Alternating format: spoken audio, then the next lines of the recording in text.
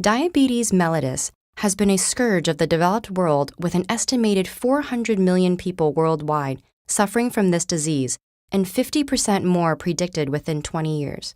Its early symptoms, which include increased thirst and large volumes of urine, were recognized as far back as 1500 BCE in Egypt, while the term diabetes, meaning to pass through, was first used in 250 BCE by the Greek physician Apollonius of Memphis.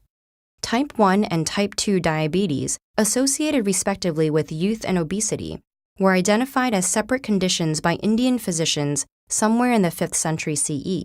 But despite the disease being known, a diagnosis of diabetes in a human patient would remain tantamount to a death sentence until the early 20th century, its causes unknown. What changed this dire situation was the help of humanity's longtime animal partner, Canis lupus familiaris, domesticated from gray wolves thousands of years ago. In 1890, the German scientists von Mering and Minkowski demonstrated that removing a dog's pancreas caused it to develop all the signs of diabetes, thus establishing the organ's central role in the disease. But the exact mechanism by which this occurred remained a mystery until 1920, when a young Canadian surgeon named Frederick Banting and his student Charles Best advanced the findings of their German colleagues. Working under Professor MacLeod at the University of Toronto, they confirmed that the pancreas was responsible for regulating blood glucose, successfully treating diabetic dogs by injecting them with an extract they had prepared from pancreas tissue. By 1922, the researchers working with biochemist James Collip were able to develop a similar extract from beef pancreas to first treat a 14-year-old diabetic boy, followed by 6 additional patients. The manufacturing process for this extract, now known as insulin, was eventually turned over to a pharmaceutical company that makes different types of injectable insulin to this day.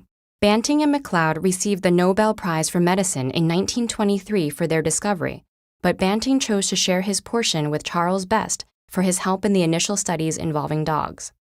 But while medical experimentation on animals remains controversial, in this case at least, it was not just a matter of exploiting dogs for human needs. Dogs develop diabetes at the rate of 2 cases per 1,000 dogs, almost the same as that of humans under 20.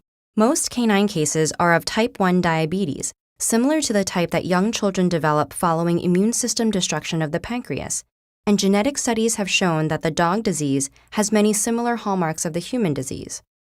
This has allowed veterinarians to turn the tables, successfully using insulin to treat diabetes in man's best friend for over 60 years.